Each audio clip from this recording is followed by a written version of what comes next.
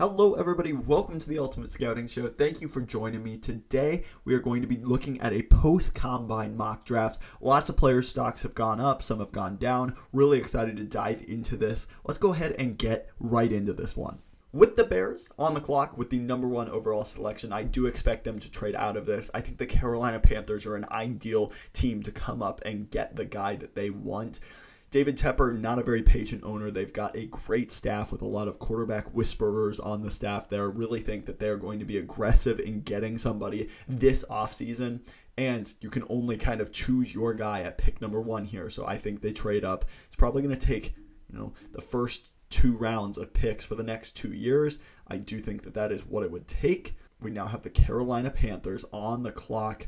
I think they're going to select Bryce Young, the quarterback out of Alabama. I think Young, although that weight was fabricated at the combine for sure, he's not going to play at 200 plus pounds. I do think that that shows that he is a capable NFL player when it comes to his size. I think he checked a lot of boxes when it came to just the combine experience. I really think he is going to be the first quarterback off the board. And I would not be at all surprised if some team comes up, like the Panthers are in this scenario, and go get him.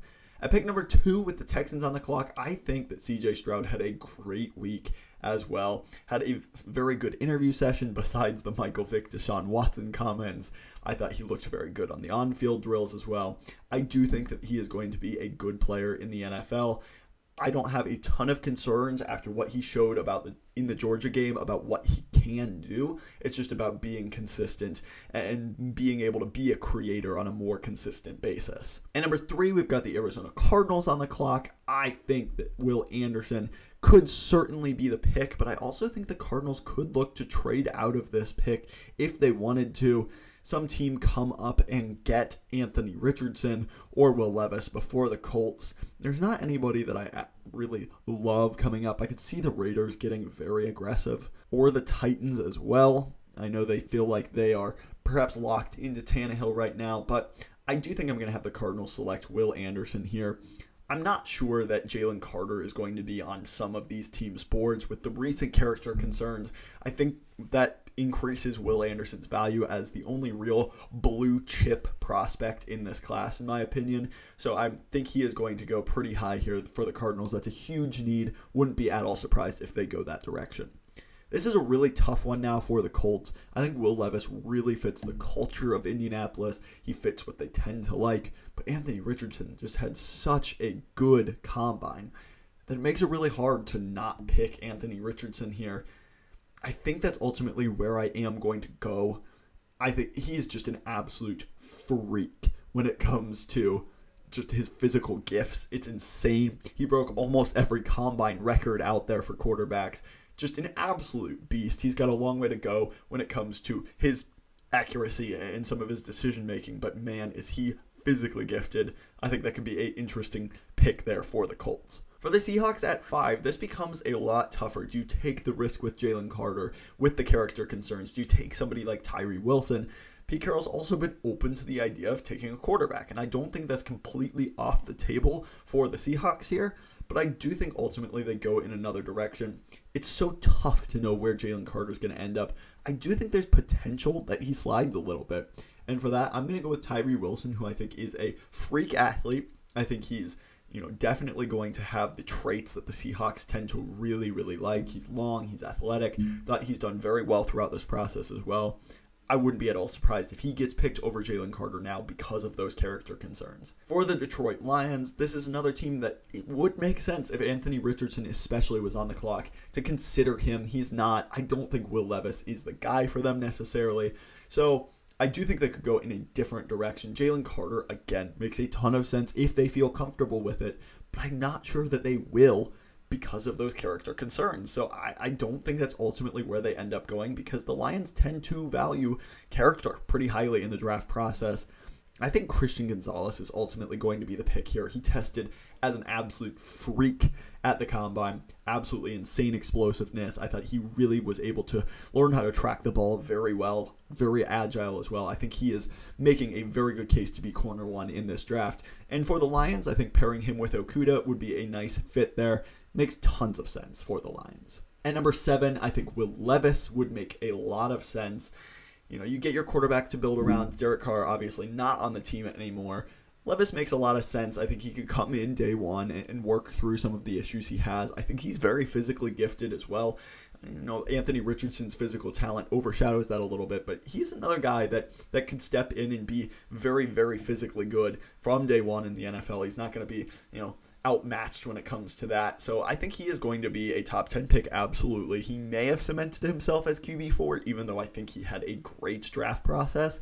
But, I could really see these quarterbacks going in any order right now, but they're all going top 10 for sure. For the Atlanta Falcons, I am going to drop the slide for Jalen Carter. Tough to know if he's going to be here. Tough to know if the Falcons would want him. But Georgia guy, going to the Falcons. Terry Fontenot did say that he really likes Georgia kids. Obviously, Jalen Carter is that. I think they could desperately use Jalen Carter as well. So it makes a lot of sense. Do think that he is going to be a very good player if he's able to keep the character concerns under wraps and really have no further issues. He's going to be a great player in the NFL because of his physical talent. It's all about, are you willing to take that risk? For the Bears now on the clock, they traded down to 9. They could go in almost any direction here. You could take a pass rusher if you really liked somebody like Van Ness or Myles Murphy. You could take an offensive lineman like Skoronski or Paris Johnson to solidify that offensive line. You could take a corner like Devin Witherspoon if you really liked him. You could take Smith and Jigba to pair back with Justin Fields or Quentin Johnston if you really liked him. There's a lot of different directions you could go. I'm going to go with Peter Skoronski here. He didn't measure in with very long arms, but that was known about him. I think that you can play him at any position on the offensive line, which is very rare. The Bears need help on the offensive line. You need to protect Justin Fields and really help him with the talent around him. You can plug him in at right tackle. I think that'd be a great fit. And so I think you can go a lot of different ways with this. Wouldn't be surprised if they take a playmaker or a defensive lineman. Skoronski just fits the mold of the player they would like. He's a good run blocker from Illinois. Makes a lot of sense there. For the Eagles at number 10, I think Devin Witherspoon would be an awesome fit for them. I really, really do. I think he fits the mentality of Philadelphia. I think they need a corner with Bradbury possibly leaving in free agency.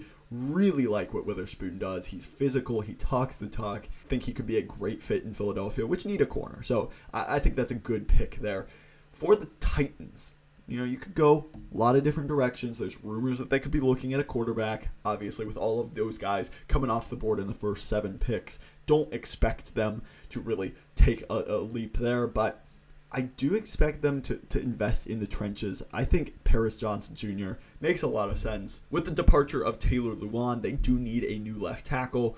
They weren't very good last year on the offensive line. Paris Johnson is a very, very good prospect. Probably will end up being my offensive tackle 1. I think he is very flexible. He can be in a lot of different schemes. You could play him at left tackle. You could kick him into guard if need be. Really like what Paris Johnson is. I think he could be a big upgrade for that Titans offensive line. For the Texans, I am going to go with one of the biggest draft risers in my opinion.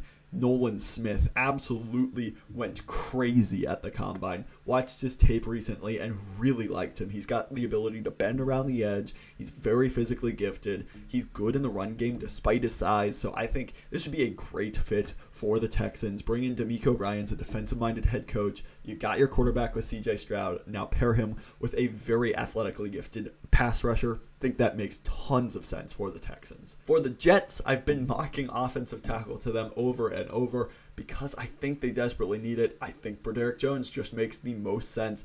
Very good combine, showed he's very athletic. He was a little bit raw in pass protection last year, but I think he's shown some really good things and could be a great player for the Jets. You really need to add somebody with Becton and Fant and all of these guys that they have not really being certainties. I think getting somebody that can be, a good developmental rock on that offensive line to pair with whoever you bring in to be a quarterback would be a great pick for them. For the Patriots, I think they could go in a lot of different directions. Wide receiver certainly in play. They could look to take a tackle, but with Broderick Jones just going off the board, don't think that's where they will go. I'm going to go with Lucas Van Ness, the edge rusher out of Iowa.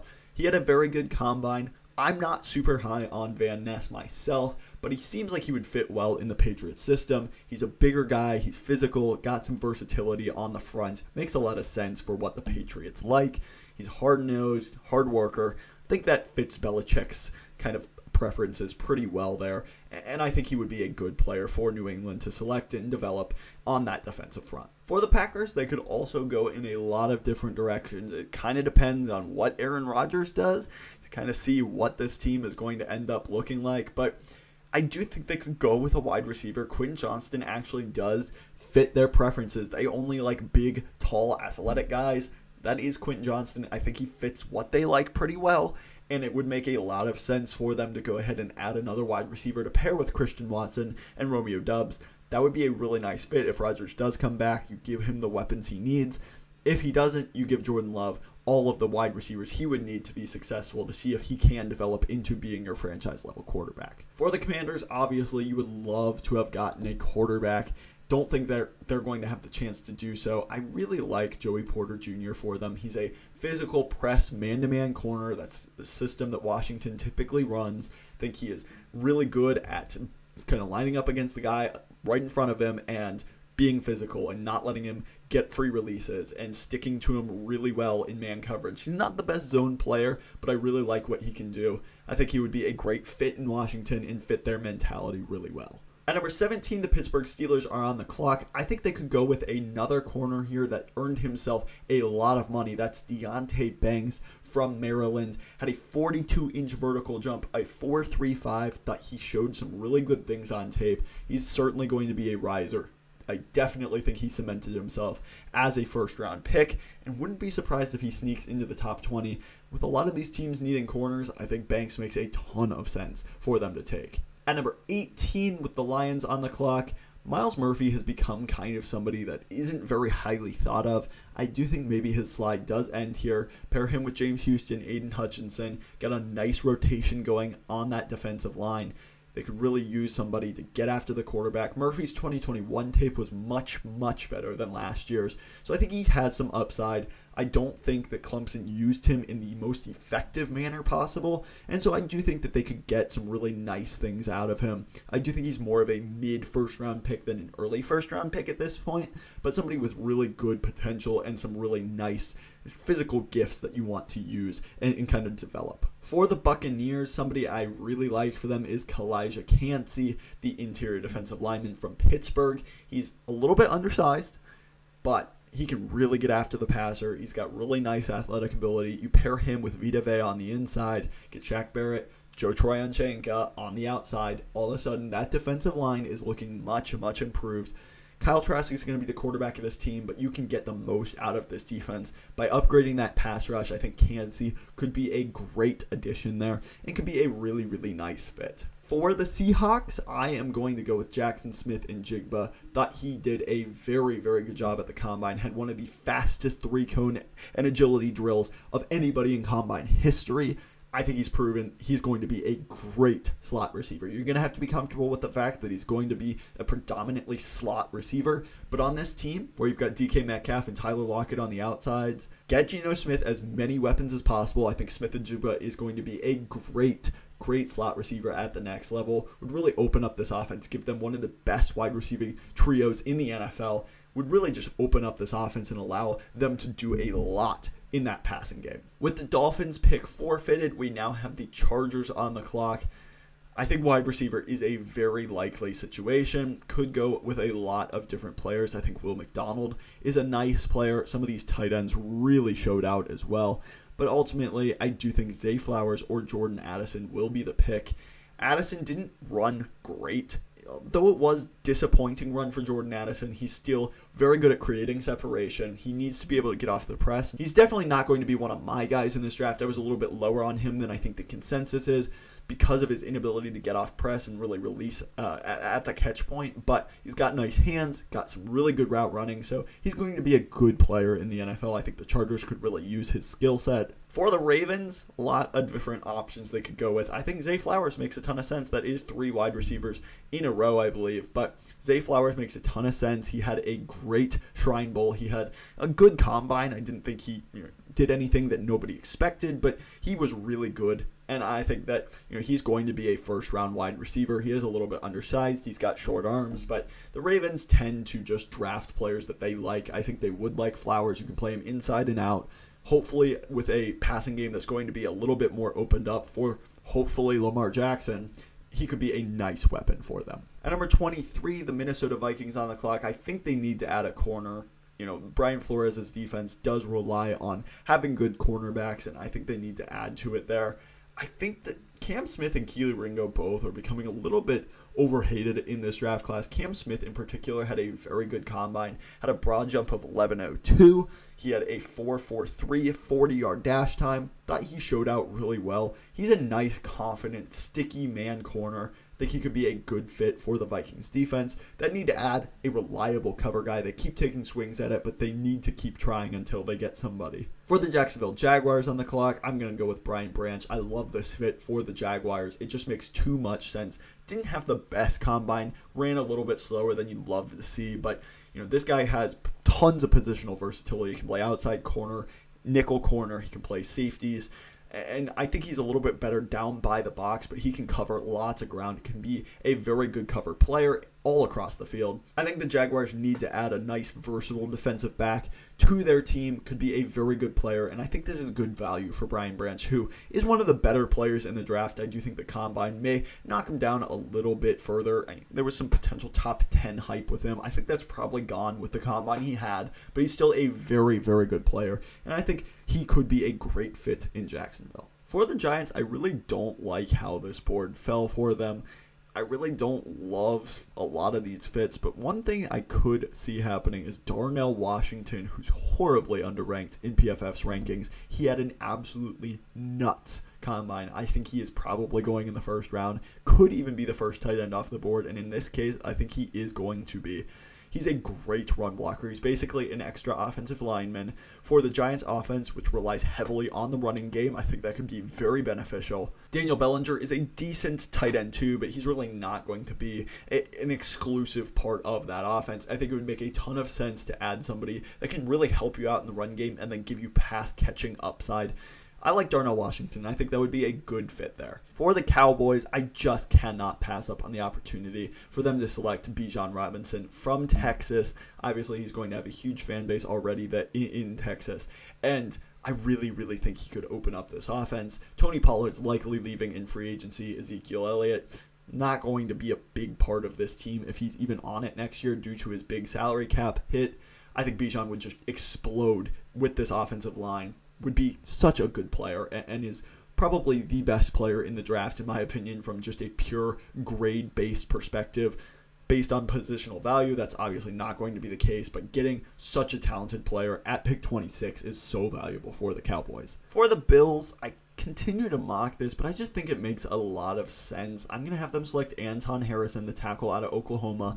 Very agile, he had a good combine, looked like he could move really well. For a team that passes a lot, he's very comfortable in space at that tackle position. The offensive line really wasn't very good for the Bills down the stretch, and so I think getting somebody that can help solidify one of those tackle spots and really protect Josh Allen just makes a ton of sense. I think he's a good scheme fit, and I think he's probably going to be there. So I just really like this fit for the Bills and for Anton Harrison. Makes just so much sense there. For the Bengals, you could go in a lot of directions. You could take a corner. You could take a tight end, an offensive lineman, defensive lineman. I think Michael Mayer, who has expressed that he would love to play with Joe Burrow. He's from Cincinnati. They could use a tight end that can do both block and pass catch. You can bring Hayden Hurst back and still have him there. Bengals are doing their work on their tight ends also. Just makes so much sense to bring him in. Would be another underneath kind of middle of the field target for Joe Burrow. He's been using that part of the field more and more as cover 2 has continued to be called against the Bengals offense. I think this makes tons of sense to really unlock this potential of this offense to an even greater height. Mayer makes so much sense for them. For the Saints, I am going to have them select Brian Brzee, the defensive tackle out of Clemson. Had a down year, was dealing with a lot.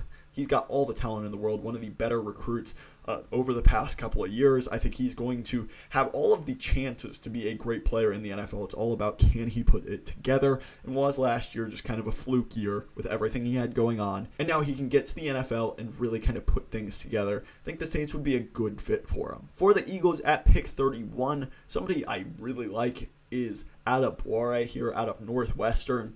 He really showed out at the combine, had an impressive 40 time for being 280 pounds, moved extremely well.